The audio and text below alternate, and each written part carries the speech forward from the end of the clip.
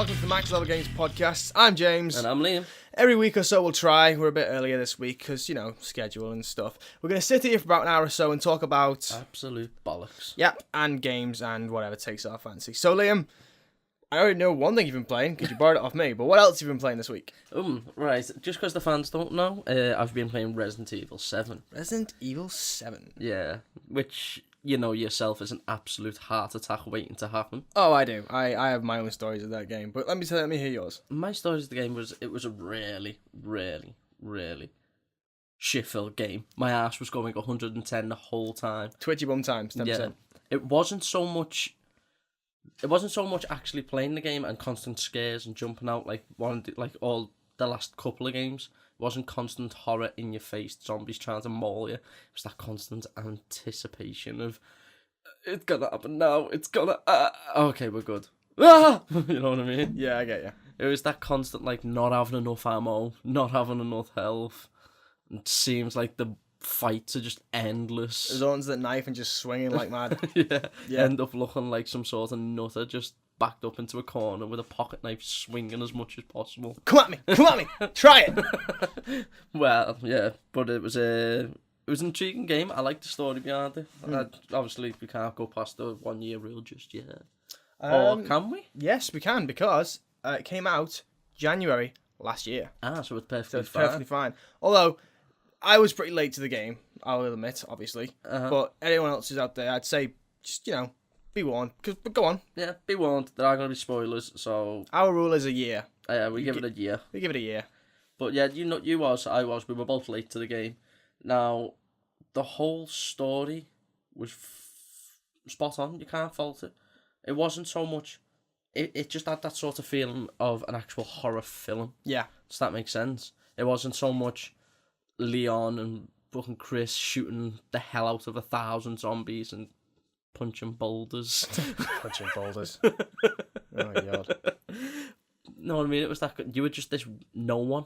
You were just a simple no one trying to find your missus. Mm-hmm.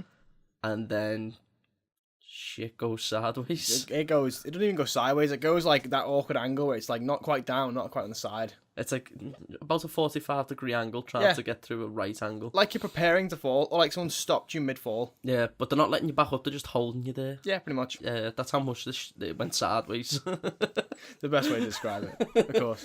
But the whole game was just agonisingly tensing. It got to a point where once you realised one area was safe, you did not want to leave that one area. Okay, quick question. Do you remember which moment scared you the most?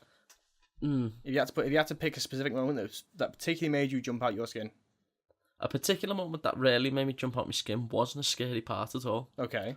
The scary part that really made me absolutely shit was, once you get the crow key? Yes. Before you get thrown into the pit? Yes, I remember. Well, do you know when you're running towards that door? I remember, what's her name? The wife. Oh, Marguerite. That's it, Marguerite. I remember leaving her behind me in a separate room. Oh, yeah. So I'm 100 miles an hour bolting towards this door thinking, I'm safe! Gets up the stairs, next minute, boom! She just appears in front of me, screams. At this point, I jumped so far out my chair. I'm in a computer chair, by the way, so the chair went flying backwards, hit the wall. I land on my ass, big scream throughout the house. To the point that my dad thinks I broke my leg or something. Comes running up the stairs, asking me what's going on. When I told him, went, you fucking pansy. Okay, clearly he's never been running from his life to just suddenly have the murder in front of him before, but damn. Clearly, it's daily basis for us. No, but my heart at that point was pounding out my chest. Yeah. Heart was pounding out my chest. I had to pause the game and go and get a drink just to settle for a few seconds. It was the most gut-wrenching. I felt like I was going to throw up at that point. God. It was just like one of them, you were behind me, I had no idea. Maybe if Jack would have popped out in front of me, probably wouldn't have got as scared. It was the fact that it was just here after I've left her behind me. Yeah. It was like, But I was just with the...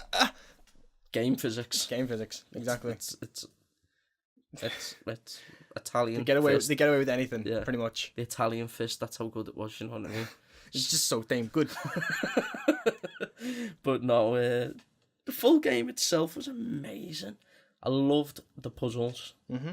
My head was battered. It was absolutely gone. I couldn't figure out half the puzzles. I had to sit down and leave it for a while just to let my brain settle, come back to it and try again. See, a lot of people say that's the best kind of puzzle. It's like, and you stump on it so much, you're just like, okay, I'm done. I'll come back. I'm done. Because next time, as soon as you come back to it, you're like, oh, that makes so much sense now. Yeah. It was a lot of fun playing it. It felt a lot more like the originals. Yeah. I'm talking Resident Evil 1, 2, Raccoon City. It felt like a horror-based game, not an action-filled game. Yeah. Like, don't get me wrong, you had your little action bits and you had your little bit of fun. Yeah, I'd say the big final fight with Jack's very action-based. Yeah. Yeah. I'll admit that one, that was amazing. You think that's great, mate? The DLCs just as more action oriented and ridiculous. Are you on about Not a Hero? No, not a Hero. That's Chris Redfield's story. You're on about Jack's brother? Yeah, and Zoe. Yeah. Because he punches everything. The first time I played through it, I was like, you know what? I've got to experience this whole combat thing. So I was like, you know what? I'll set it on the easy mode. I'll just get through it with this like. See how ridiculous this guy is. I do it, I'm like, holy shit, I can punch everything. This crocodile's coming at me, I'm just going to punch him in the nose, he's going to run off. It's ridiculous. And what else happened? Then you have actual, like, boxing arena moments with some big swamp thing looking monster, who then turns out to be Jack, come back somehow, because that makes no sense either, but very occasional tiny plot holes. And then at the very end of the game, you do the same thing with him, and you have this like, I can only describe it as like you've just took a piece of Iron Man's armor and you're just gonna knock the shit out of him, and it shows you in visceral detail when you punch Jack for the final time, all the pieces of his head flying apart. Nice. And as I was saying, I played it differently to you because I was playing it in VR. Yeah.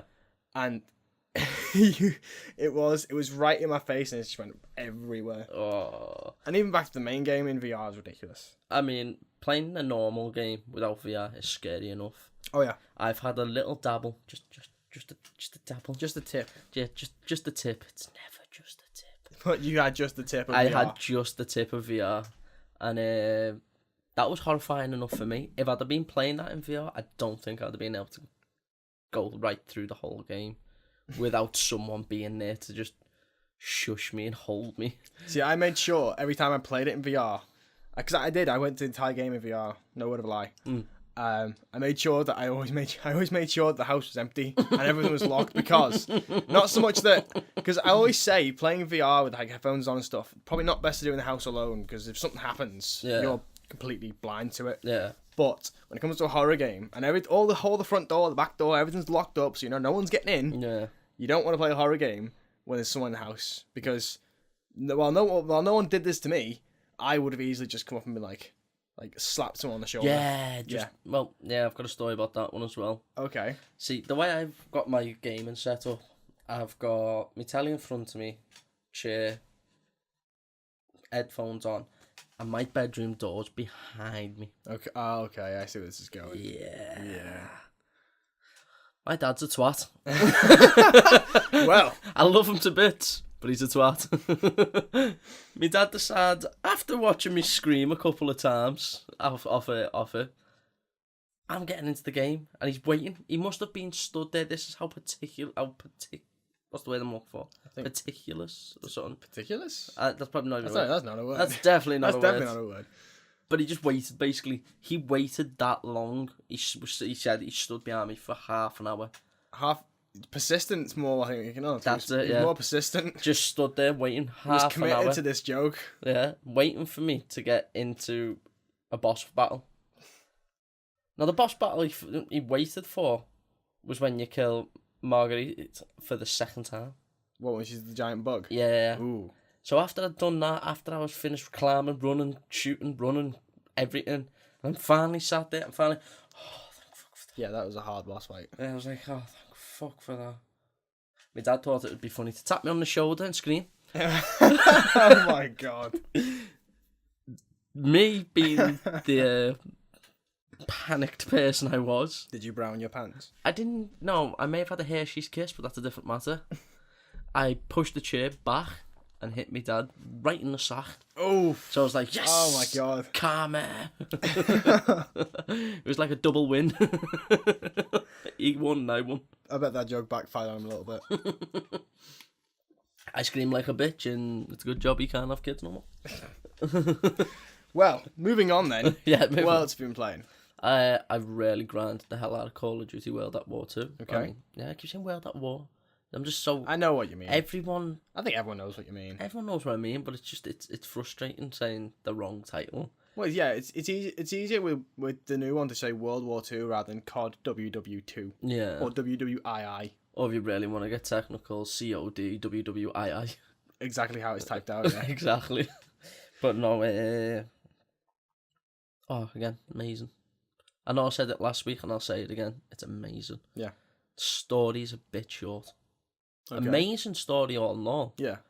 Could have been drug out a little bit better. Well, I thought people say people don't really play COD for the stories much these days, do they? That's the problem. I mean, that's probably why the whole rumours are circulating about Black Ops 4 being campaignless. I hope it's not, to be honest. But like I said, you go back to the old ones. You go back to Finest Hour, Big Red One.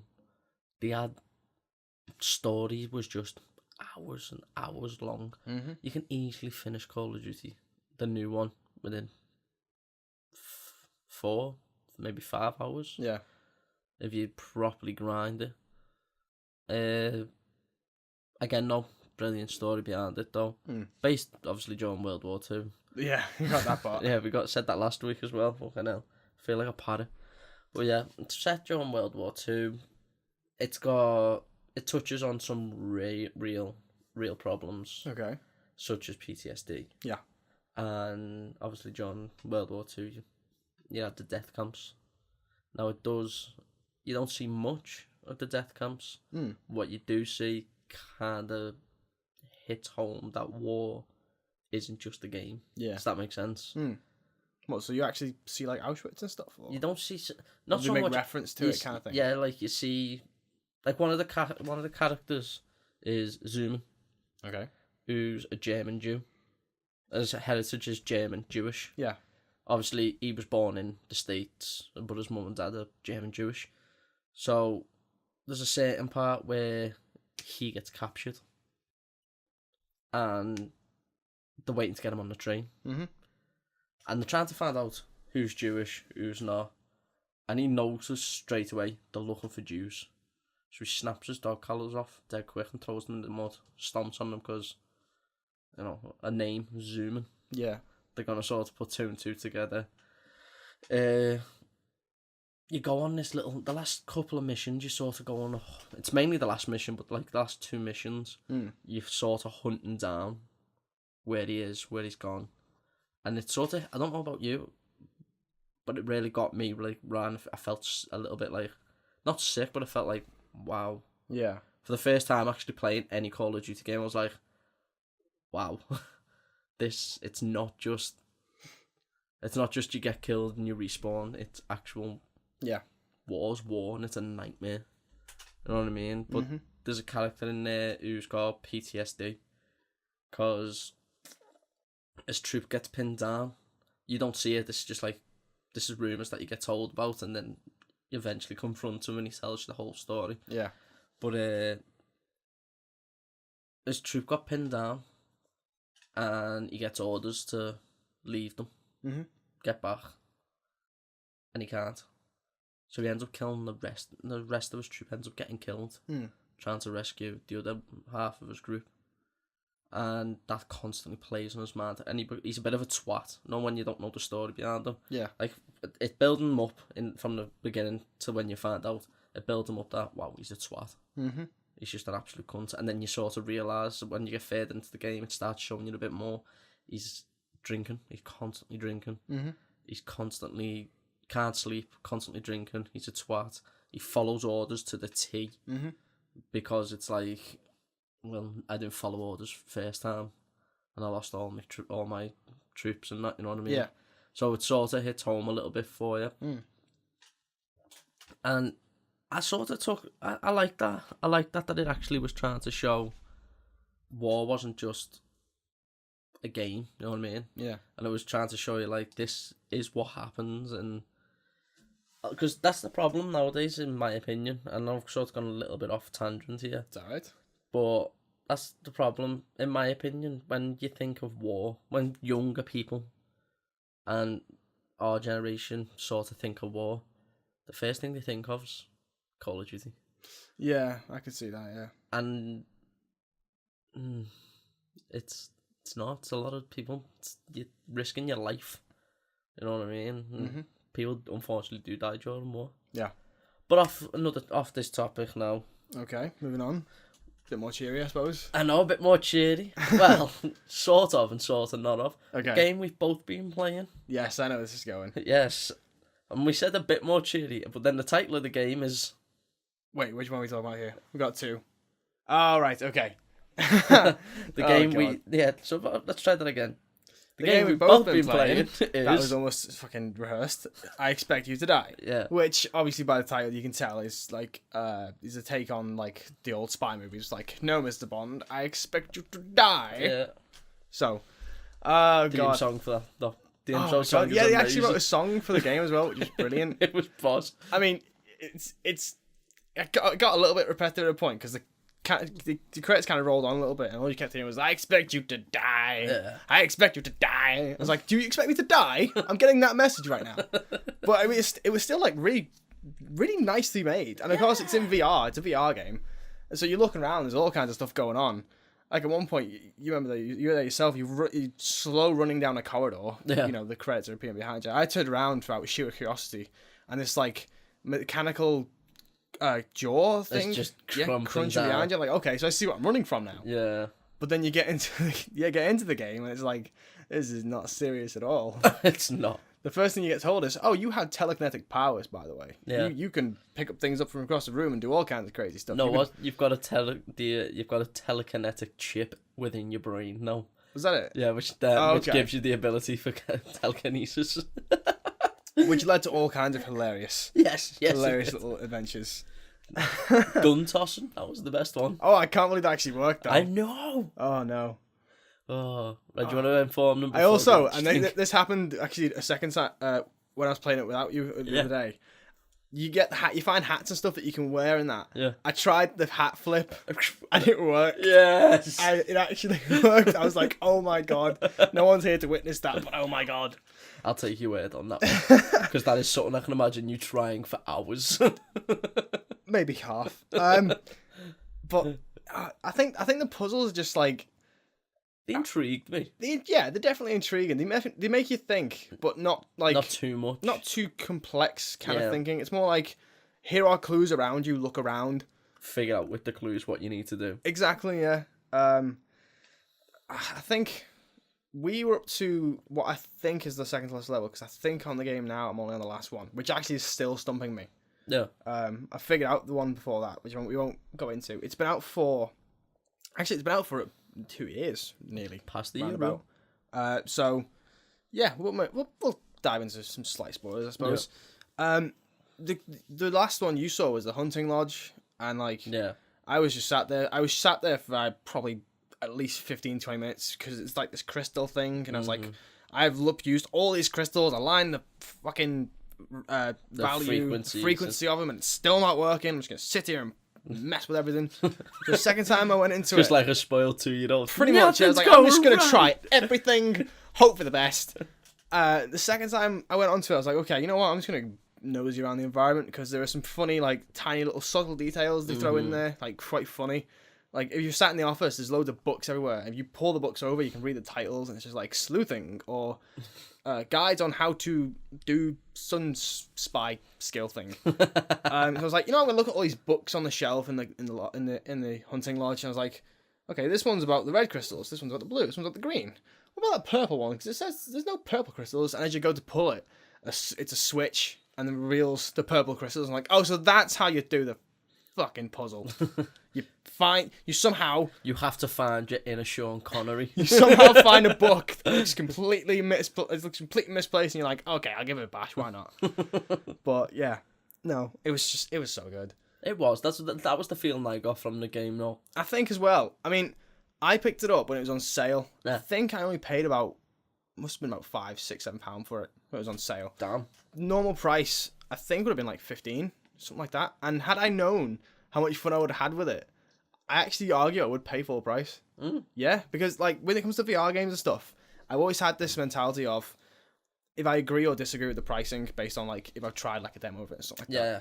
Like I played a demo for something called Dino Frontier a few months back, which is it's an odd combination, Wild West and dinosaurs and tower building. Well, tower building strategy, I think. Yeah, it sounds bizarre. Actually, Billy the Kid on a T-Rex. Yeah, you can do that. It's weird.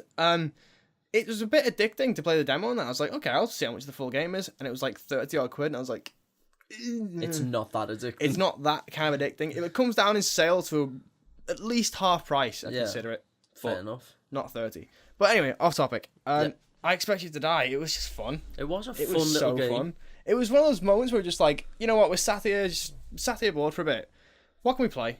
Well, it was like, we were actually waiting for God of War to download, wasn't it? I think we were waiting for update, yeah. Yeah, waiting for the update, and we just flicked through and we see you seeing it pointed out and I went, right, put it on. Yeah, go on. Yeah, why not? Got nothing to lose. And oh god, the fun we had. But we had everything to gain. It was one of the best addictive games I've played so far. Oh yeah. It was just. And the best story we have for it. Do you want to lead the story? Well, you were playing it, so I suppose so I think it was like, what was it, like the second mission? I think it was the second mission. Mission. You're on like a window cleaning tray thing. Like when they bring the trays down for the building and stuff, the window cleaners. You basically set up like that. And the whole premise is that this evil company, I think it's called like Zora or something like that in the game. It was like one of them names that was so evil. Something that starts with a Z anyway, as they do. They built a bomb that had a chemical in it that was going to infect the world or some deadly virus. Yeah, something like that. And so you're trying to stop them, obviously.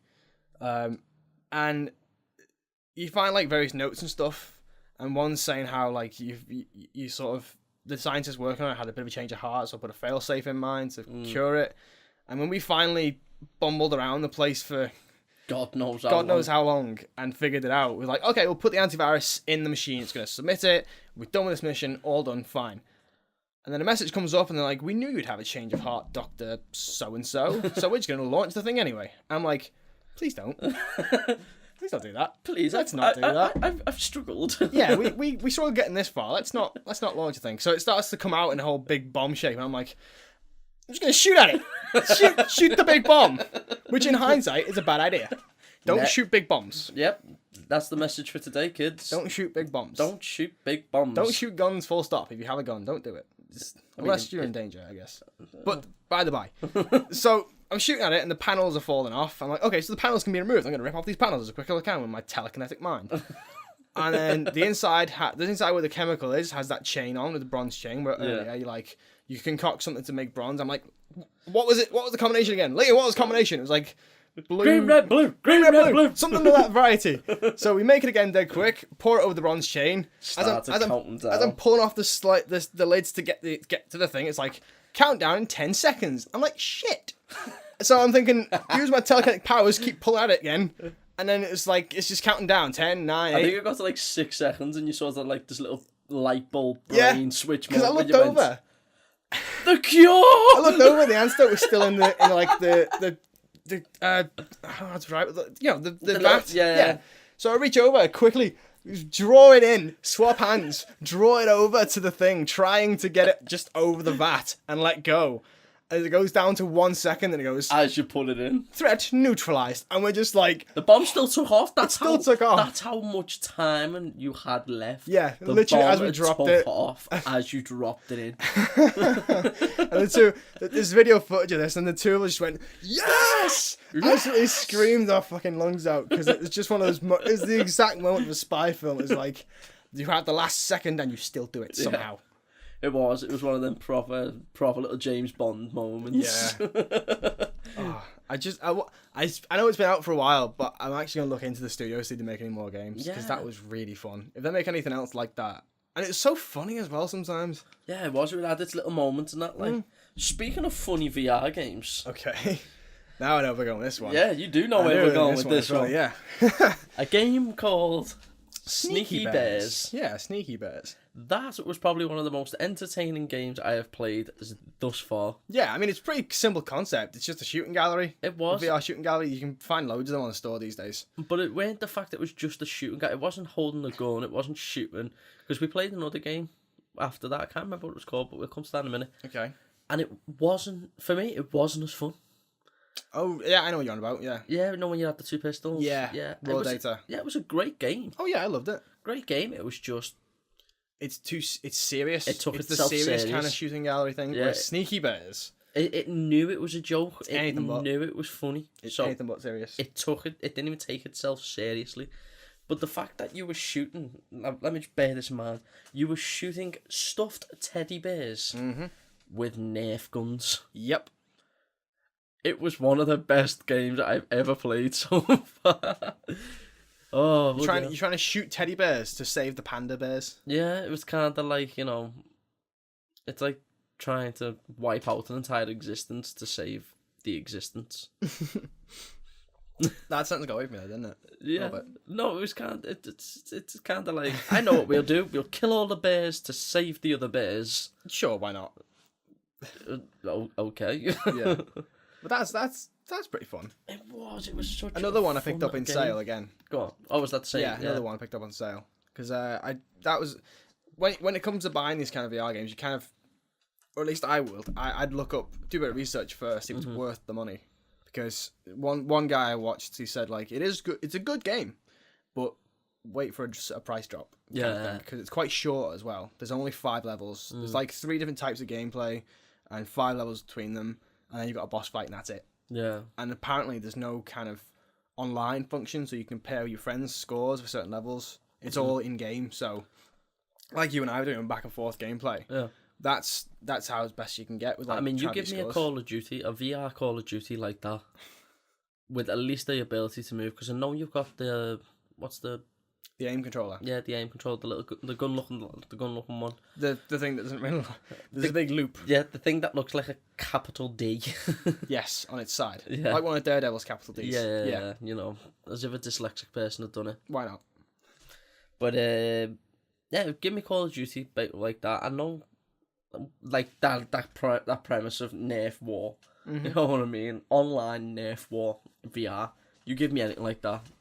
That, for me, would be amazing. I'm pretty sure that's actually being in the works as well. Is there? Ooh. Well, not Nerf War. It's more, you know, real type shooting and stuff. But it's called Bravo Team. I believe it's actually playable online. I'm not totally certain on that, but I have seen a bit of footage of it. I mean, that would be amazing. Like, it doesn't look like my kind of game, so I'm personally not going to play it. I mean, personally, if I pick up the game, I'll have to come down. By all means, mate. I will have to steal your VR for a couple of hours. Sure, why not? Let's go with that. But yeah, Sneaky Bears. Again, back to what we were talking about. It's a fun game. It is a fun game. It's pretty fun. And again, I'd have to agree with the guy I watched reviewing the thing. It's definitely not worth the full price of it just because of the length. Do you remember the full price of it? I couldn't, but I'd say on average, most of the smaller VR games like that average at £15. Yeah, I wouldn't have paid £15 for it. No, I'd have paid maybe a $5 tops. I think that's what I did pay, or less than that, because it wasn't just like on a normal sale. It was also on the PlayStation Plus. You get a bit extra as well. So it was just that really. I mean, that was a fun game. But then there was that other VR shooter. What was it called? Raw Data. Yeah, that one's been out for a while on like Steam and stuff, or like with like the Oculus and other various VR platforms. I remember the Oculus. I that was one I played a demo for and was like, this was just fun. Yeah, this is fun for me. I'm going to buy it immediately. Which luckily again on sale. I have a good habit of that. Yeah, if I want a game, it's luckily you on have sale. a good habit of getting things on sale, which then become free. Yeah, I do. We're at this point, at this date and time, we still don't have the next month's free games for PlayStation, but I don't want to find out because I can guarantee it's where it'll be like God of War or something. Oh God, no, definitely not. No, it won't be. But just to piss you off, it will be. Probably. Everyone else will have to pay for it, but it'll come free on your system. Or even worse, it'll be something like, I don't know, Resident Evil 6 or 5, one of the old Resident Evil games that you've bought, and I've already bought all 3 of them on disc. For God's sake. Oh, but No, Raw Data. I think it's pretty fun. It's like we said, it's more serious than Sneaky Bears, obviously, because you're not shooting teddy bears. No, you're shooting robots, artificial intelligence, or AI. a lot of them, and there's all varieties and stuff and all this kind of thing. Yeah. I just thought it was more. It's more kind of exhilarating in the sense of like you have a gun in each hand, you're constantly firing, and then to reload, you just snap to your waist. You reload your guns again. That's only if you've updated it. That's only if you've upgraded your weapons, though, remember? It is, yeah, but upgrading's really easy. You just finish a level. Yeah. You can essentially max out all your characters in the first 6 levels. Fair enough. Well, if you repeat them, or at least you keep switching out. There's like 4 characters. Yeah. If you just keep doing a level, you'll get a new ability and all this kind of thing. So no. It's fairly easy. Although the last level we tried, we both died on pretty quickly. Was fun though. Oh yeah, definitely fun. It was a lot of fun. Yeah, but speaking of fun, go on. Let's get to my games. Oh god, yeah. Well, we've already discussed 2 because we shared 2 of them, but now I've got 2 others you haven't played, sort of. You weren't there. Anyway, Assassin's Creed.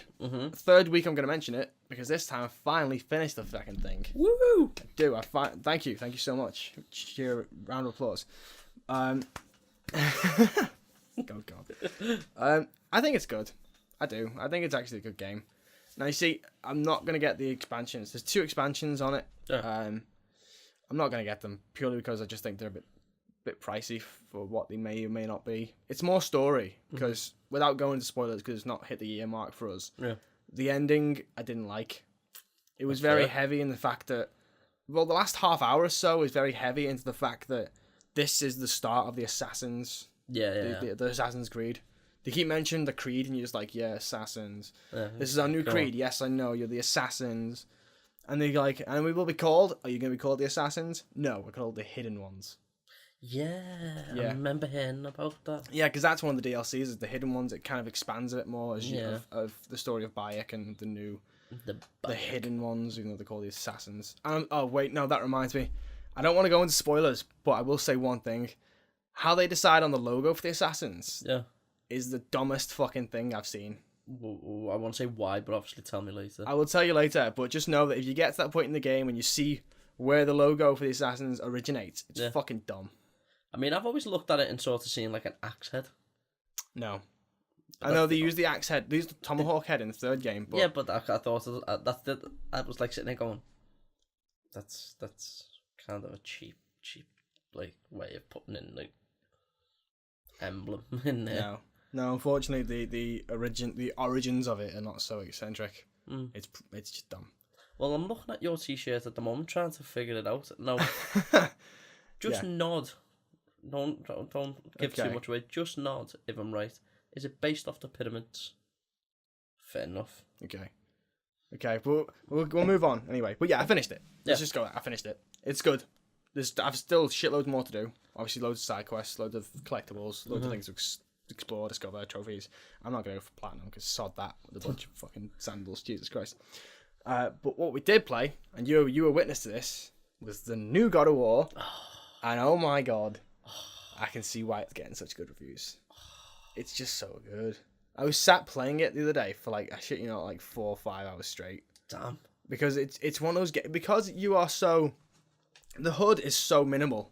You have a radar at the top that sort of shows you directions, objectives and stuff.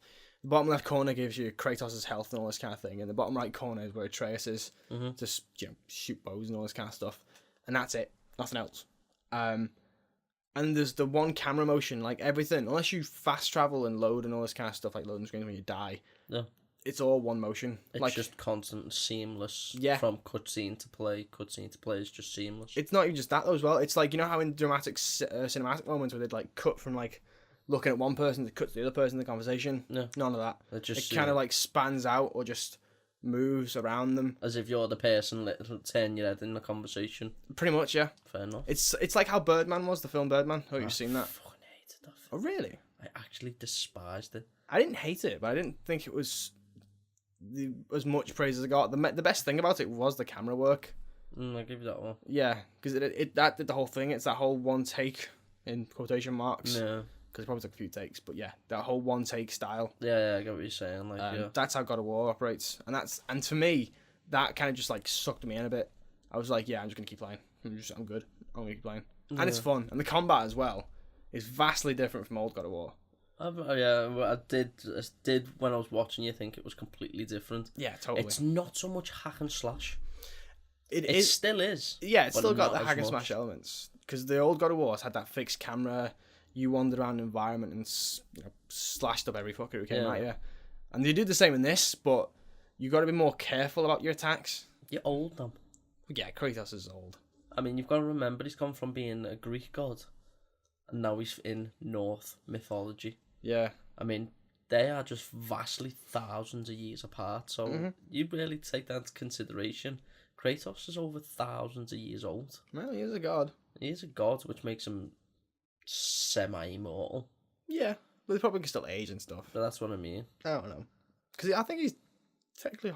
Going back in the lore, he's technically half god, right? He's technically a demigod. No, Because he's Zeus's son, but is he not birthed to a human mother? He's Zeus's mother. He's Zeus's mother. Zeus's mother. Wow.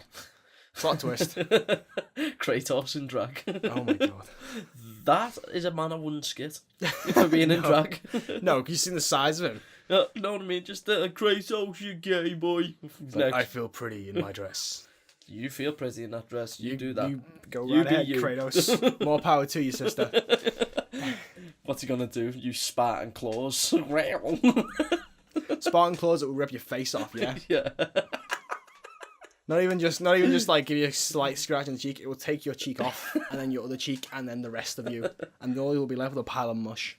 End up looking like fucking Melina's dinner from Mortal Kombat. Exactly. Ugh. So, Ooh. Speaking of Mortal Kombat, I'll get back to that in a bit, but carry on. okay. No, I just think it's really good. It looks amazing. It sounds like I'm just repeating myself, but I am, because there's not much to go into. It's good. It's a game definitely worth playing. I mean, I'm not going to hide the fact I bought the collector's edition, so I paid a fair chunk for it. Yeah, you paid a liver and a kidney for that. Yeah, I can live without those. It's fine. Who needs to drink anymore anyway?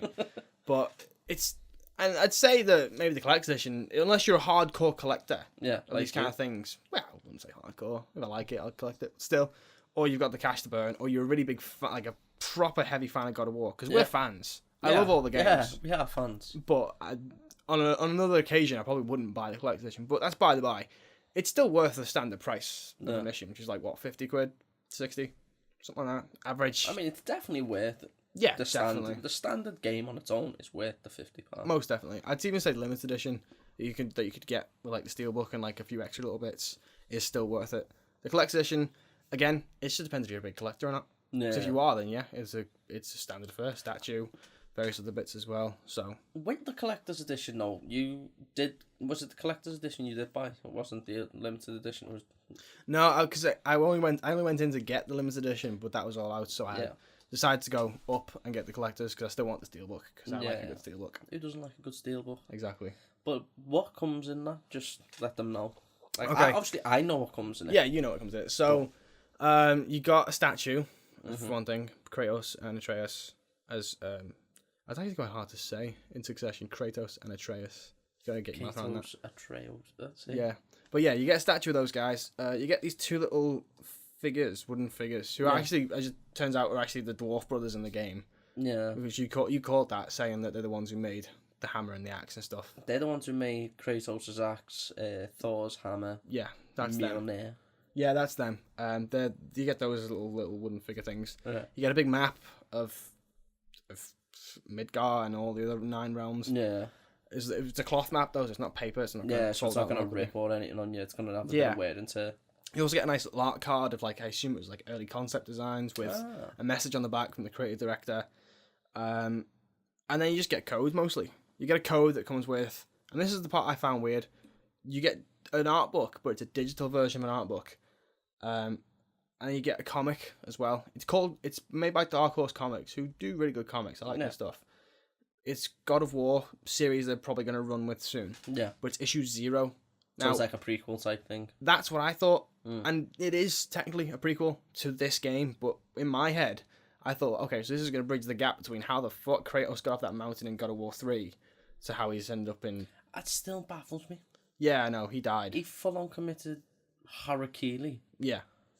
There's a big sword he stabbed himself with. You can still see the scar in the game now. I know, but how? That's what I mean. How does he go from 'Cause it wasn't like he got killed by anyone else. No, he did it himself. He did it himself, so he clearly wanted And this to isn't a die. spoiler. The game's been out for fucking years. It got remastered last year, but I mean, if you haven't played God of War by now, like, it's tough. Yeah, pretty much.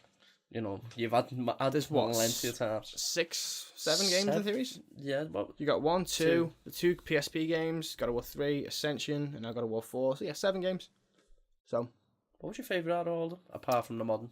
Because I know the newest one's your favourite. It is really good. Yeah. The PSP games were passable, I'd say. If you're into the God of War formula, like gameplay wise and story wise, you're passable. I am. I'm a big fan of God of War, but the PSP games was just, for me, just sort of felt like a letdown. Sort of like, shit, we need a bit of cash. Yeah. Let's throw 2 games out quick. Expand. They also expand the story a bit more, sort of. Yeah, but one of them was. Oh shit! What was one of them? Ghost of Sparta was. Ghost of Sparta was one of them where There was Ghost of Sparta and Chains of Olympus. One was about his brother. Yeah. And that was obviously Ghost of pretty cool. Sparta But I'd argue that wasn't a necessary story. Not really. We sort of knew everything we needed to know about his brother. Yeah. You know. And then I don't know which one's the other one. I don't even remember what happens, to be honest. That's what I mean. That's what I mean. They're passable games, but they're not memorable. Exactly, they're not memorable. Like if I was to turn around to you and just right at the top of my head and ask, God of War 3, Hercules. Yeah, I remember that fight. Yeah. What happens? Well, when you kill him, yeah, you beat his face in with his own gloves. Yeah, and I actually really watched it before on like a countdown of most brutal kills, and that was on there. I was like, yeah, it deserved to be on there. Exactly. Okay, let's say number 1 when you finally fight Ares. Yeah. How brutal is that fight? Well, you match him in size. Exactly. I forget how you match him in size. I think you get like.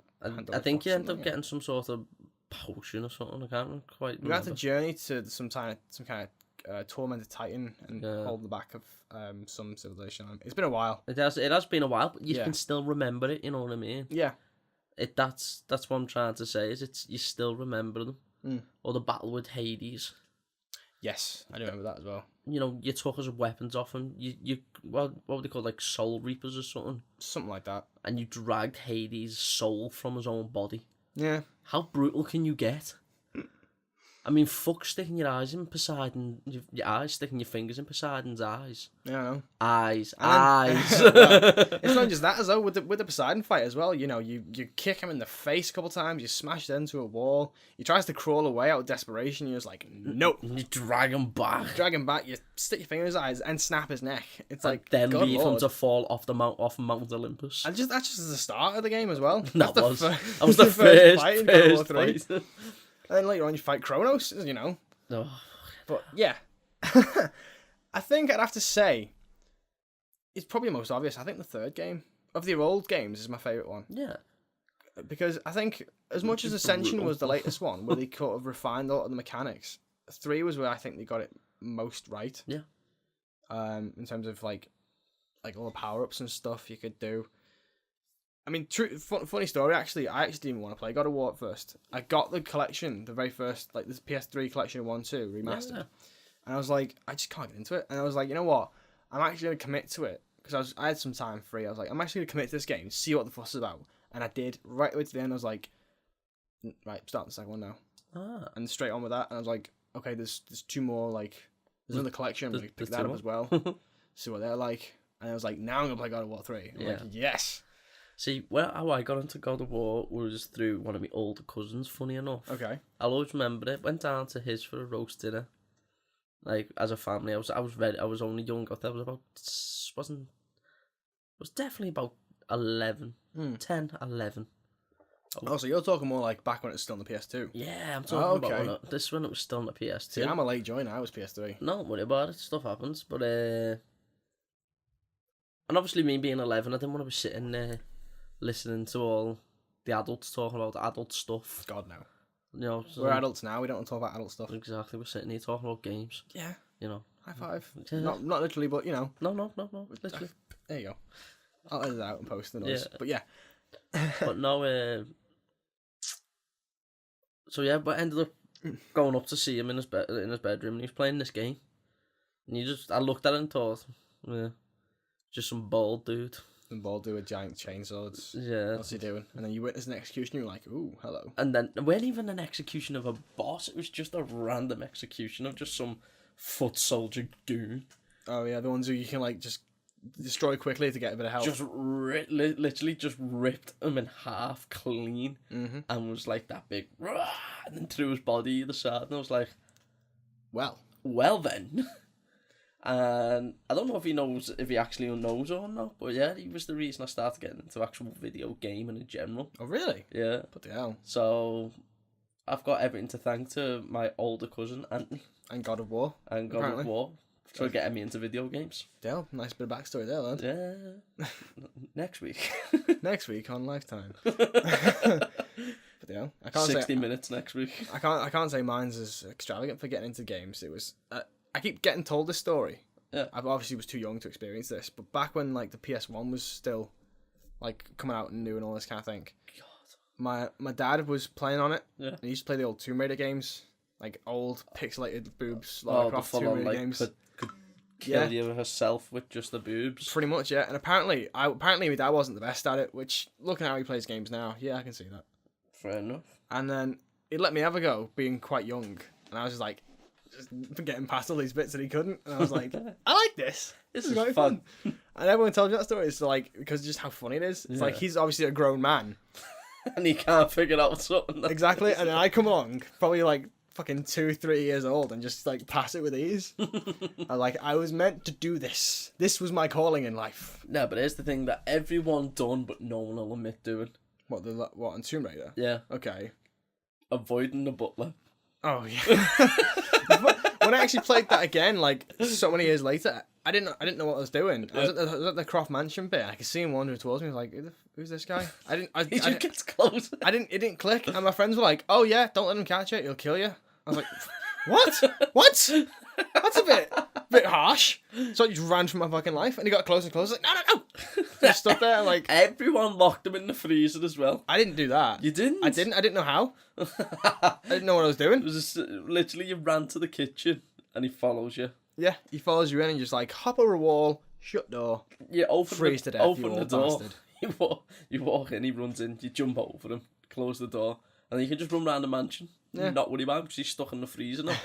But I'll admit, that petrified me to play that game. I would have thought the only thing better than doing that would have been like if you'd played for like say like in game you played for like half hour or so. You go back to the freezer, open the door, and he's just like a little fucking he's frozen there, just a frozen lying there, hot dog. frozen, dead. And you're like, oh god, that's a bit too real. No, because I was only young, and I was doing that, trying to avoid him jumping over, running about, and all that bollocks.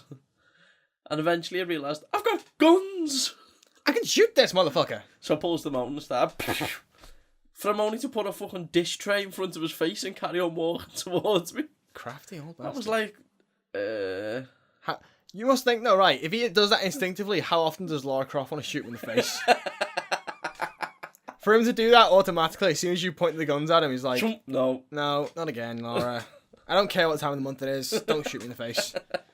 Yes, I know you've lost millions on the last exploration. But come on. I'm trying to help and follow you around creepily. As you do. Don't lock me in the freezer again. Damn, my only weakness. Goddamn freezers. All right. Wow, I think that's it. We went off on a tantrum there. Yeah, a little bit. But I think that's it for all the games you played, isn't it? Yeah, we've mentioned everything. I think so, there. yeah. Oh, wait, no. Actually, there's one more I forgot to mention. By all means. This one's another puzzle game VR called Static. See, I haven't played this one yet. No, see, this is definitely one of those single player kind of things. Yeah. I mean, I expect you to die quite single player, but you can have input from the outside. I imagine you can do the same thing with this as well, but you've probably got to sort of concentrate with this a bit more. You sort of the premise is you're in an institution. It's called the Institution of Retention. Yeah. Static Institution of Retention. That's what it is. Hence the name Static. Yeah. And you're sort of like your hands are bound in like a puzzle box thing that keeps varying each time, and you use the various buttons on the controller to manipulate the box and solve puzzles and stuff. And the first puzzle is figuring out what buttons do what. That's the first puzzle because it uses like all four of the either side, X, square, circle, triangle. It uses the up, down, left, right on the D-pad. Yeah, you can use the analog sticks. You can use them to move them or press them. The back two buttons as well. The only thing it doesn't use, as far as I could tell, was the touchpad. and you sort of have to look around because it's like because you're using the controller, your hands look like they're in the box in the VR headset and stuff. So you've got to move it around and all that. And that's kind of one problem I found with it. The tracking sometimes loses it, and then it's like you're holding it straight. Reset. Not even so much reset because you can't. It calibrates to the where you're looking more so your hands. So keep your hands straight right in front of you, but the box is like off the side a little bit. And you've got to fight with it to get a look at the side of the box. Kind of thing. I got what you mean. But these puzzles, unlike I Expected to Die, I think without sounding too snooty here, they are proper like mind. Yeah, you have to properly think. Yeah, properly think, and it took me a while for a lot of them. Yeah, I got what you mean. Half the time I was like, I'm gonna sit looking up a fucking guide because I honestly don't know what the fuck I'm doing. But I was like, no, I'm gonna commit to it. And then there's various puzzles around the environment. You look around and you see clues and stuff, but you've properly gotta look for them, and some of them are a bit of a stretch as well. Like there's one where you put these slides into a thing, like a projector style thing, and maneuver them around to match symbols in front of you, so you can put them into your system and then manipulate them.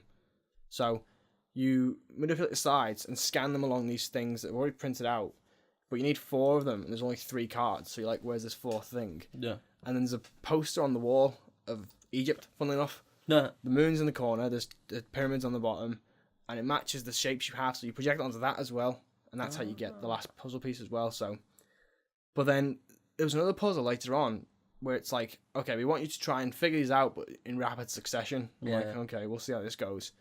And it's not too complicated when you figure it out. As soon as you figure it out, it's like, oh, okay, I know what I'm doing now. No. But like the second sequence, it was like out of 3 sequences. The second sequence, I was sat there just pressing all kinds of buttons, like, what the fuck am I doing? Yeah. At all, I have no idea. Because it was like you used the top buttons, the L's and the R's, to light up these 4 lights. So it'd be like 1, 2, 3, 4. There's 4 lights represented in binary, like 0s or 1s. So whichever one you had lit up, you'd press the corresponding button to be a 1. That would be the code. And then there's also on the right set of buttons, your X, square, triangle, circle. Yeah. That was directions, north, east, south, west. Oh. On the left side, those were angles. So the top was 0, the right was 90, 270. No. 180, 270, 360, all that. I didn't clock on at first what I was doing. It was like, okay, this says 270.n 0010.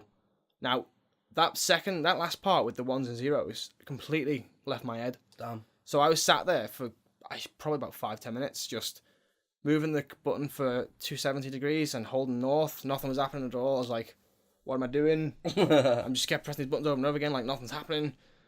And then I just, out of random chance, I was like, I'm just gonna press this light along with it. I was like, and then it clocked on. I was like, oh, right. And then you've got to do that quite quickly because it's like a bit of a timer situation. Not that it will fail you outright. You have to start from the beginning, but it was just kind of, it takes you back a little bit. You've got to keep getting this thing closer and closer to you. So that was quite difficult. And then to throw even more of a fucking curveball on it, there's lights appear, and it's like you've got the light that appears in front of you, be it like red, blue, or yellow. Yeah. You have to find on these 3 screens the angle, the direction, and the light code that all match that color. Because not on one screen there'll be 3 different colors of text. So you've got to look over and be like, okay, so say it's the yellow light. The yellow is 360. The direction over there in yellow is south. Yeah. And then the lights are the 2 end ones. Yeah. So you've got to look around and proper get your brain going. Yeah. So I'd be fucked then. Yeah. Well, your words, not mine. So, yeah, it's like that. And I'm not even finished with it. I think I'm leaving like halfway through. Damn. Yeah, because, like I said, it's a proper brain thinker. Proper little brain teaser on that. Yeah, I'm sat there like, jeez, I need a break from this. You play VR games that are like high motion. You run around all doing all this crazy shit. I'm like, yeah, I could do this, no problem. No problem. I don't want to throw up at all. I'm sat on my arse playing a little puzzle game. Mine's like, I can't handle this.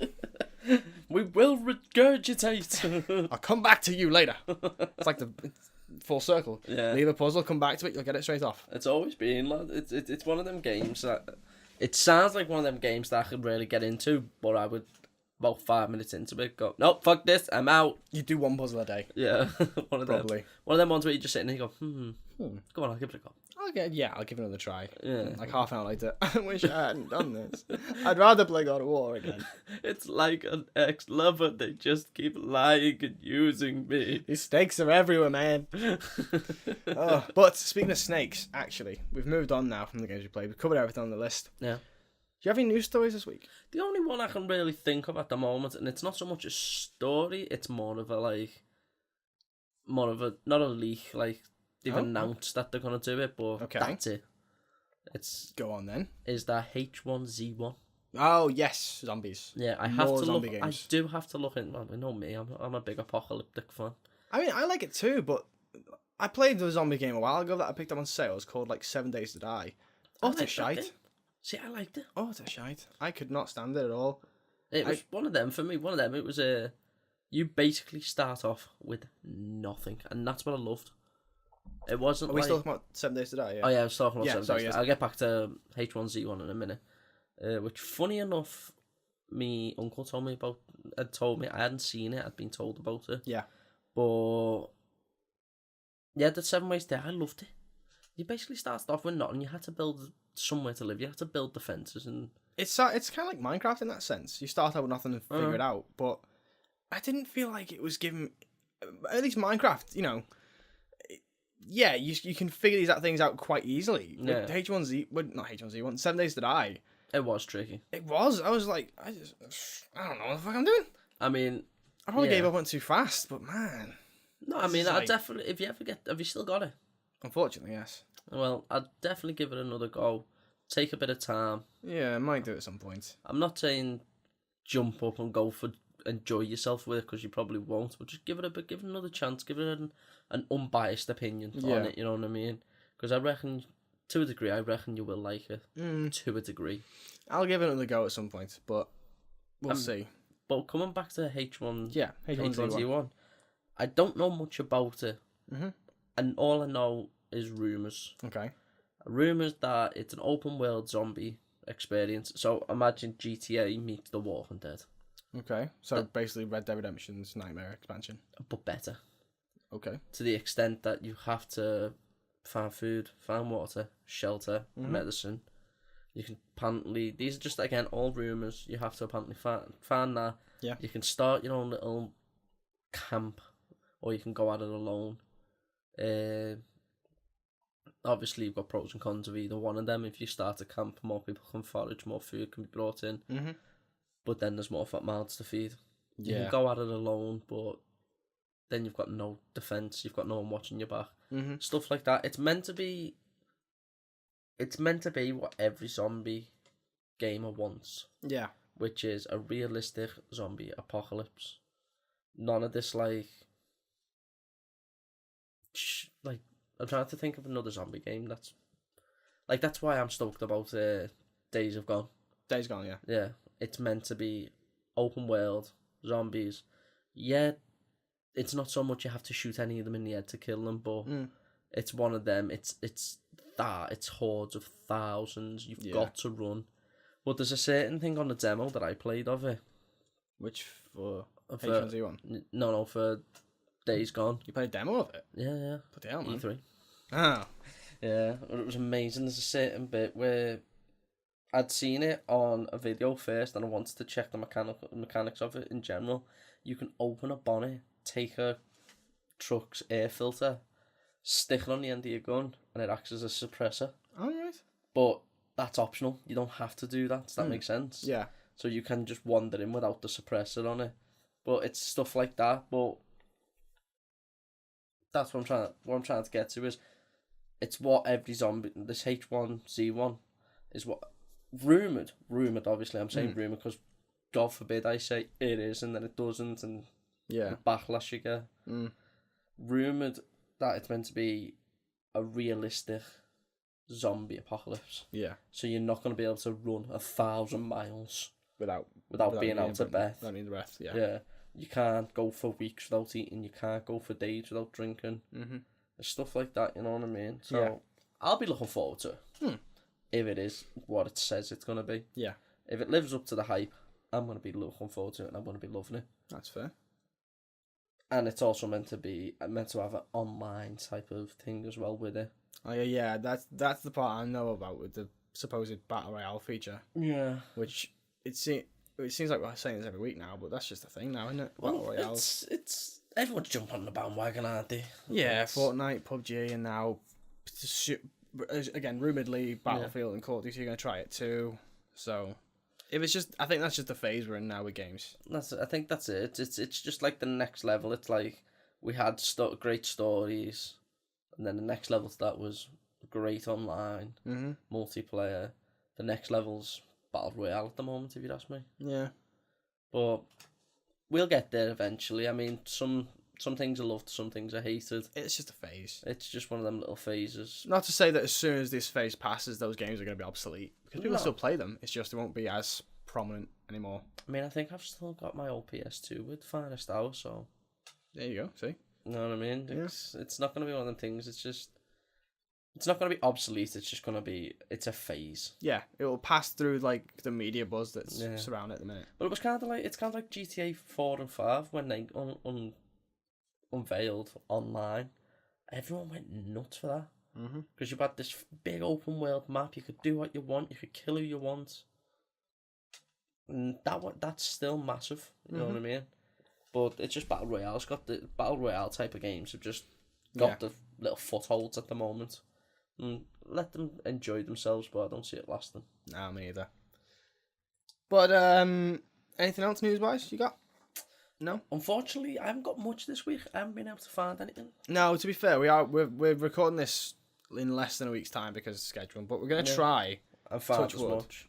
Touch wood for next Wednesday when we're going to keep it on a weekly basis on Wednesdays. We'll get some more stuff. Yeah. All I've got really is just the one thing. It's not even game related actually. It's film related. Oh god. Because I think it's either yesterday or the day before they released a new trailer for Venom, Venom movie, and I will say this: it's significantly better than the first one. And I just want to know your opinions. Have you seen it? I have seen it. You have seen it. What do you think? Brockler seems like a little bitch in this one. Yeah, he's not the. I mean, he's Tom Hardy. He's Tom Hardy. He's still muscle bound and stuff. Muscle bound meathead, but he's not very. Like the whole Venom symbiote thing is actually scaring him. Yeah. And this might be quite nitpicky of me, but I've got two things that bother me about the trailer. Go for it. Tom Hardy's American accent is so bad. It's not even so much that; it's his voice. Like, is he putting that voice on? Do you think? Or not? He because is. Yeah, he sounds quite weedy. He is. He's meant to. I have heard there's American accent. I'm doing American accent in recent films, and some of them spot on. Yeah. Some of them not so great. Not so great, and unfortunately, I think this one's going to be one of them. Well, yeah, we'll see when the whole thing comes out. But just from the trailer, it just seems a bit spotty. Yeah. So, and the second thing that bothered me, you might agree with this, you might not. The way they pronounced symbiote in the trailer, they call it a symbiote. They probably put emphasis on the bio part of it. I think that's just so much. It's to common quotes and common people like me and you, we call it symbiotes. But that's the thing, though. Like, think back to the old Spider-Man cartoons where they had Venom as a villain and stuff. They even then called it symbiote. Even in the old Spider-Man games, you can play them. They talk about the Venom symbiote. There's not this bio shit. I think there's just so much to make it sound more scientifical. Probably does, yeah, but symbiote. Scientifical as well. That's a great way to put it. Yes. Yeah. Scientifical. It's very scientifical of you, Liam. Making words up. If William Shakespeare can do it, so can I. Fair enough. Well, yeah, those are the only nitpicks I really had with it. But then, like, how Venom looks in it. I like his look on I this think one. he looks pretty sick. He looks very classic Venom. Yeah. Which is great. I hated them in Spider-Man 3. Yeah, everyone hated him in Spider-Man 3. I hated him so much. He didn't look like Venom. He didn't sound like Venom. And the actor who was playing Brock was this skinny dweeb of a white boy. Topher Gracie, yeah. It was like, From that 70s show. Yeah. I was just there like, No, they kind of hit... It was very much swing and a miss with Spider-Man 3. Yeah. You know? You'd either love it or you hate it with Spider-Man 3. Yeah, I mean, when we were kids, I thought it was great. And I mean, come on. What's the Spider-Man's name again? The actual actor? Tobey Maguire. Yeah, Tobey Maguire. him trying to be a badass. Oh, the whole emo thing. Oh Yeah, god, no. it was so His gruff cringy. voice was like, Yeah. it's like some kind of 12-year-old trying to sound hard. Yeah. No. And that dance. Oh, Oh no, don't even the remember. dance. Oh, you put it in my head now. Oh, God. Everyone, hip thrust. everyone hearing this is going to remember now that scene of him just like outside the store doing those stupid Oh, no. Oh. Well, No, I'm not on about that when he's dancing like that. I'm on about when he's in the jazz club. Oh, yeah, that too. The hip thrust and the finger click. What the Basically, fuck? that entire sequence is just like, let's not. I was just a Proper. giant clusterfuck. If they'd cut out the entire film, I think it might have actually got a bit better. Oh, The whole sequence God. where he's like the new Peter Parker, that whole montage sequence, you know Yeah. what I mean? Where he suddenly gets the emo fringe. What 'Cause was that? I don't know, maybe being edgy at the time was a big thing. You know, yes, we get it. You've been attacked. You've got a sim. You got some dark Biot. You got some dark being inhabiting you, but come on, man. What? So suddenly you now listen to Lamb of God? Apparently so. But God. No. Oh. No. Although I will say one thing that I'm actually really curious about with the new Venom. Because Venom's whole origins, really, it's nothing without Spider-Man. So No. I'm curious how they're going to play with that in the new film. I mean, yeah, when you look at it, the first ever time.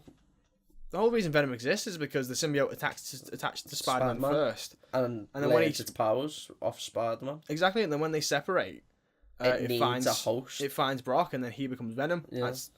I'm not sure that's how it goes in every continuity, but yeah, the most common one, that's how it goes. Whilst we're on the topic of Venom, I remember reading a Deadpool comic, yeah, Okay. which, funnily enough, sort of twists the idea of how why Venom is evil and Okay. twisted. Right, I won't I go kinda into wanna too read much. this. Yeah, I can't. I'll have to figure out. I'll try and remember what it was called. Okay. But it was basically Deadpool's spin was like took a slight little nod to an old Spider-Man comic.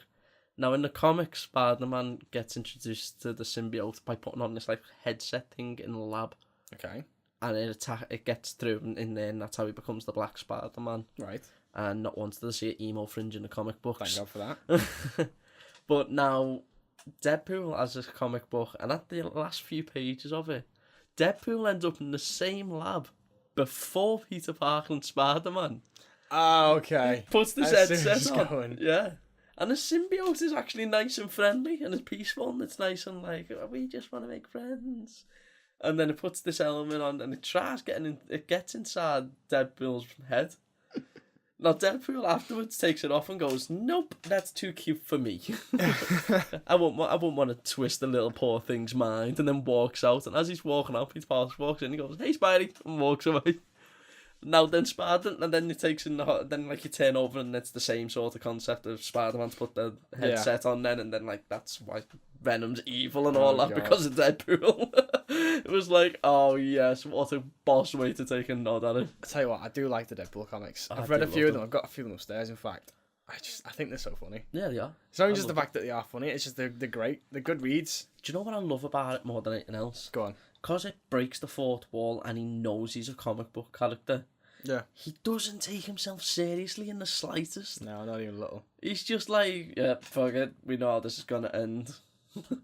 There's actually a series called Venomverse, comic-wise, that I Yeah. really want to read. It's sort of like the symbiote gets to other heroes, like Hmm. Wolverine, God. Spider-Gwen as well. I'm pretty sure Captain America's in there too, and Deadpool's in there.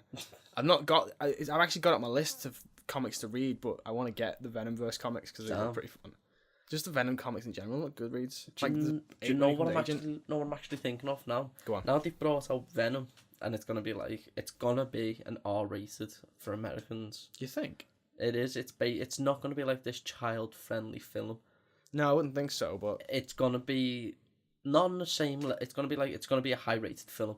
I can see it being high rated, but I don't think it should be R. Not gonna shy away from brutality and killing and stuff like that, because he's an anti-hero at the end of the day, you know what I mean? No. He doesn't live by the same rules as Spider-Man, Superman. He will kill.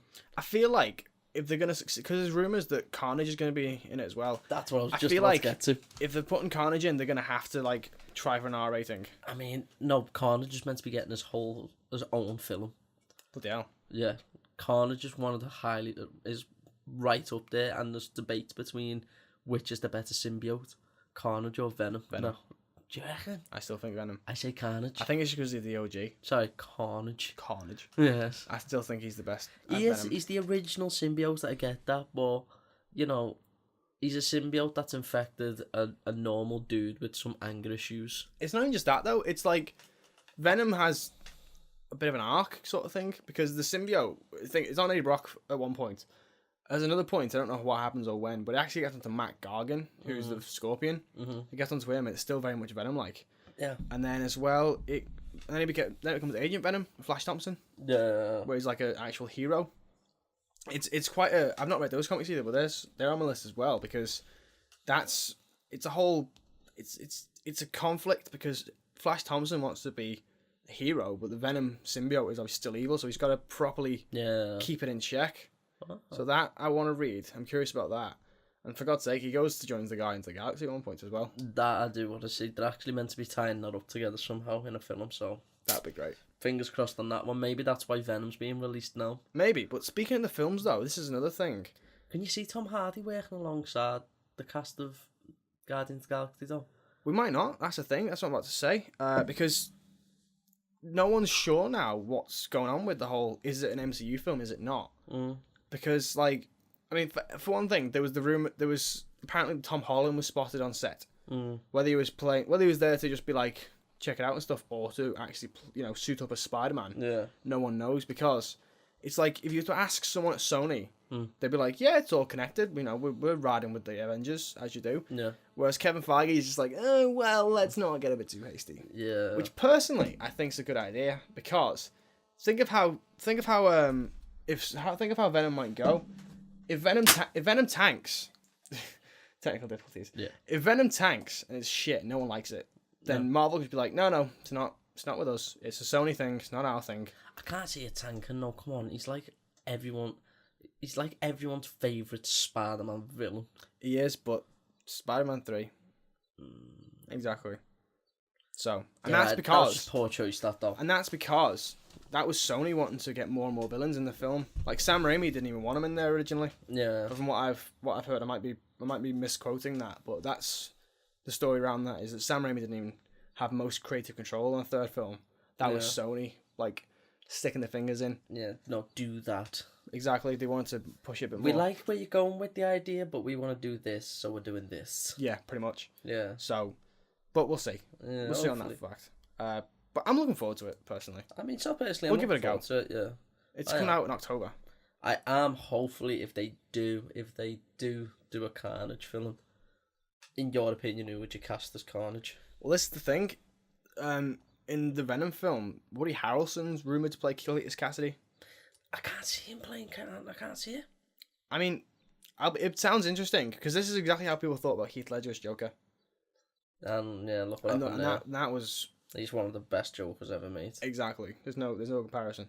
So... I mean, if he brings his badassery from Zombieland... But he's also got to be psychotic, though, too. Because don't forget, Cletus Cassidy's a mass murderer. He is a mass murderer. So we'll just have to see. That might not even be the case. Remember, it might not even. His role has been kept super under wraps. Yeah. It's just like Zendaya was in Spider-Man: Homecoming. You've seen Homecoming? Yeah. I haven't seen it now, but I know what you're going on about. Okay, well I won't spoil that for you, but yeah, that role was kept under wraps for a reason, which you find out at the end of the film. So, I'd say watch it for one thing. Since we're having a full-on nerd out, and this will be the last thing I bring up, what are your opinions on the Justice League? I've not seen the film. No? No, it's been out. It came out last November or December, whatever. I just never gave it time of day. I will not spoil it for you, but in my opinion, it tanked. Really? It's so bad. It's like, you had a great cast. Yeah. You have a great, Ben Affleck's Batman. You say that, I actually like him. I don't. I liked him in Batman vs Superman. See, and that film sucked. I didn't like him in that either. I just don't think Ben Affleck should play superheroes.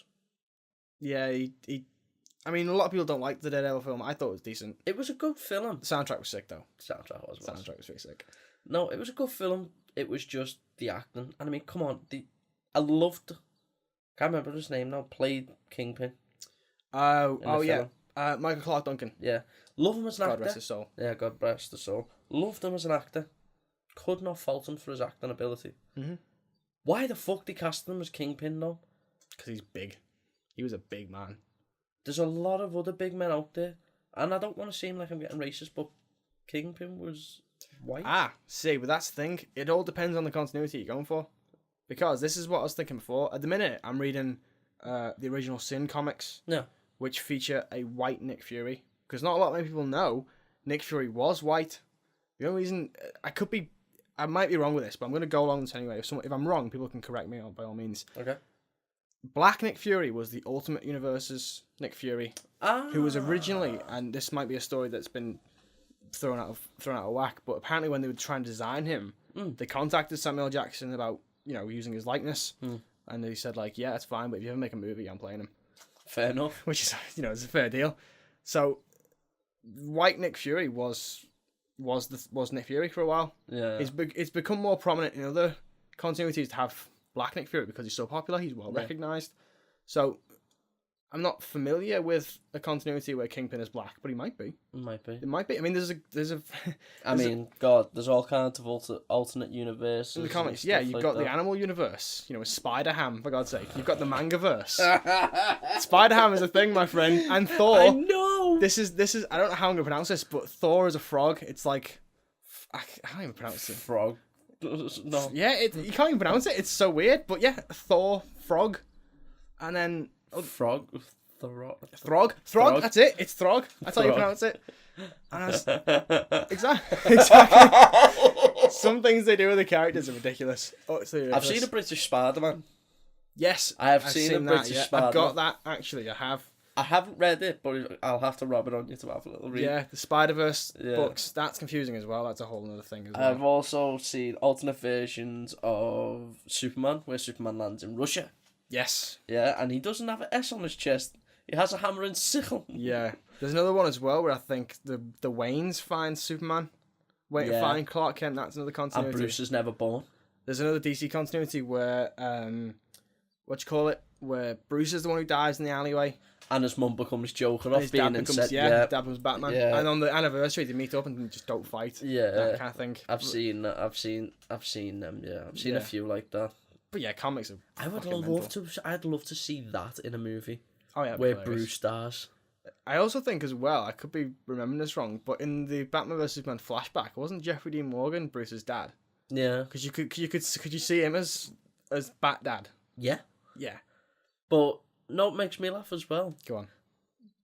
In the Superman versus Batman, who plays the parents of Bruce?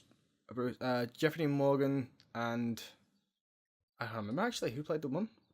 I can't remember her name, but she plays what's her name in Walking Dead? Glenn's wife. What, Lauren Cohen? Yeah. Maggie? Yeah. Really? Yeah. What the hell? You've got Negan playing as dad, and you've got Maggie playing as mum. What the hell? It just works. They've already got the chemistry of pretending to hate each other on camera. So why couldn't they pretend where she could go absolutely schizophrenic and become the bad one? Yeah. And become the Joker? And it would work. I think that would be pretty good. That would work. And let's be honest, all the ideas they've got now for DC films, they're a bit faded out now. Yeah, they had a whole plan lined out like Marvel did, but I don't know how committed they are to that. Yeah. Because out of nowhere they were like, oh yeah, Joss Whedon's gonna make a Batgirl film. Yeah. That's gonna be a thing. I heard about that. But yeah. But yeah, one of them little weird things. There is one more thing we are kind of getting on a bit. We've gone over. But there's one more thing I want to talk about. It's not a news story. This is more like a PSA without the direct public address, shall we say? Because it's just a thought that occurred to me before when I was browsing through my local comic book shop in town, and yes, they do have XXX of comic books. Exactly, but not so much comic books. This is the thing. This is what I want to get into for a moment. Now, Liam, how familiar are you with Japanese culture and the media and stuff? If we're going into hentai and stuff like that. I'm not saying hentai, no, but even the stuff that's not porn looks like porn. Yeah, I'll give you that one. And I find that really hard as a fan of these kind of media and stuff, because I read a lot of manga, like comics and stuff. And to the outside world, Japanese stuff looks like porn. Yes, it does. The kind of people who say they watch porn for the story are obviously lying. But the problem is, looking at manga and anime stuff is like watching something for the story Yeah. that looks like porn. Yeah. Everyone thinks it's porn. I could be watching something out loud, say it's a subbed version of some fucking random anime. Doesn't matter. It could be anything at all. I get something. Someone will hear, my dad will hear the Japanese dialogue and be like, "Oh, you're watching porn in there?" I'm like, "No, Dad, it's not porn." Funny enough. And this is the problem because I saw some stories, some manga for sale today. I was like, you know what, that sounds pretty decent. I look at the front cover, I'm like, oh, for fuck's sake. Because it's, it's girls doing all kinds of mad stuff. I'm like, no, the story sounds, I can't take this to the till. I want to read this. It sounds interesting. I can't take this to the till. You would have, what, the best way you could have done that is took it to the till and also bought a packet of tissues. Oh, God. If they're going to think it, you might as well let them, you might as well really go Commit for it. to the bit. Yeah, properly commit to the bit. Oh, God. I'll buy this and a packet of Windex, please. But yeah, this is basically what I wanted to talk about. It's like, can everyone just like stop assuming that Japanese stuff is porn immediately? Because most of our childhood is Japanese, we didn't realise. Pokemon's Japanese, Dragon Ball Z, Yu-Gi-Oh, Digimon. Fucking most of it is Japanese. We didn't realise as kids. So, and that wasn't porn. That definitely wasn't porn. Well, I don't remember any porn in that. Well, I might have blocked it out subconsciously. Subconsciously, you just never seen Ash give fucking Pikachu a scene too. Oh, God. You want to stay outside your ball? I'm going to give you some balls. The funny thing is that it probably exists somewhere. Yep, I'm pretty sure there's probably a porn parody of Pokemon. Please, if anyone finds that, please send it to me. No, send it to you. Yeah, I need to see this just as a joke. And oh, by the way, have you still got my Windex? Wow. But yeah, no, that's all I want to say. Because I like stories. I like good stories. The problem with reading good stories in Japanese culture is that most of them do seem very perverted to the outside media. That's because the Japanese seem perverted to the outside culture. Yeah. Without getting into too much stereotypicalizing people. Again, if William Shakespeare can do it, so can I. Why not? Like, unfortunately, the few spoiler for the many, and a lot of the Japanese culture is very sexual. sexualized. Yeah. It's like people think that the West is very sexualized with its media. You look at the East and Japanese and stuff. You're like, you've got no comparison there. I mean, fuck's sake, they have a whole day for penises. What, really? They have a holiday for penises. This is news to me, mate. Oh, mate, I'll show you that later. I'd rather not, to be perfectly honest. I don't want to see your dick. Well, we're celebrating. No, but honestly, I'll show you it on like YouTube or something in a bit. They actually have a full day. As long as you use your YouTube and not my YouTube, because I don't want that in my search history. I will use mine. Oh, God. But on that note, I think it's time to wrap up, unless you've got any last notes you want to throw in there. Just a last note. I thought we'd start this new little thing where we pick out, and just get a couple of names together, and we pick out one person where we shout out a little gamer tag every once in a while. Yes, because we have fans. Yes, we actually have fans. Oh, my God. We've got to start somewhere. It could be just one fan, but it's still a fan. It's somewhere. Well, at the moment, I took it upon myself, so I'll let you choose next week, but I've took it upon myself to pick out a fan, and their gamer tag is Bloody Rabbit. Bloody Rabbit? Yeah. And the capitals or lowercase? Didn't think that far into it. Okay, well, if you find out, we'll put it in the description. I'll put it in the description. Yeah. So that's a shout out for Bloody Rabbit. Bloody Rabbit. Okay, and what's that on Xbox, PS4? That's on the Xbox. Xbox. Yeah. Okay, well, there you go, Bloody Rabbit. You're the shout out this week. You've won this week's a shout out. Probably the only shout out we're going to do, unless someone contacts us. But we'll find. Well, live in hope. Live in hope. No, we got to start somewhere. Got to start somewhere. So on that note, I think that's it really. Let's wrap it up. Yeah, wrap it up. Thank you very much for paying attention to us this week, guys. Very much longer than normal, but we've had a lot to talk about. Yeah. As much as it's been a shorter week between recordings, we've had a lot more to talk about. Yep. So, but yeah, thank you very much for listening, guys. And the game, you all just lost it again. Damn. The best part about this is if I keep doing this, everyone's going to start the podcast thinking, oh yeah, these guys think about the game. Oh yeah, fuck, I've just lost the game. You'll listen to the entire thing, get to the end. Oh wait, there's the game again. You lost it twice in the space of a couple hours. So, you're welcome. And bye-bye. Bye-bye.